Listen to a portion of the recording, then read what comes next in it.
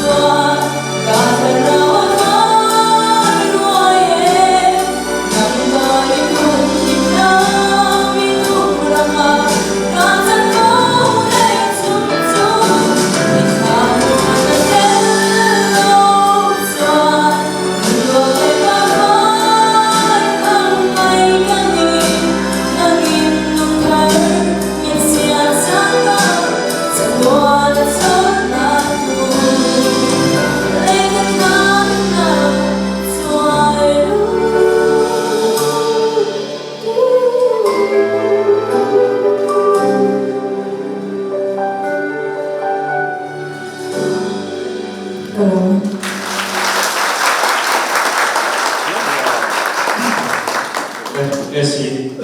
zai thakop maya lachuwa min sak khachuan karina khan izai thalawa maro chutuna manila tuthan manila than na sakachuni for tade maya izai thakop mai kashia ila than pofuwa tin esi he leirol ani lai tram to khan duna pot leirol la ni thawa kan lo kai foi ve sa china senior department ate khatian te kha zanin chu ding ngai tu mai lo son ta le mai di hik karurwa aron langa tin nang ma chu paso na tu de wa ka share chu I thu rei lo chin te wa ni lai hi tran ila mai de ka share han thu rei de wa chu ki ai moi le na hian chu a chu ke in ka ringa atia han tran ta te wa ya a fe de sa fi ve la chu I thako mai izai tha ti ru tu I ka le zel tu sa sa ba la che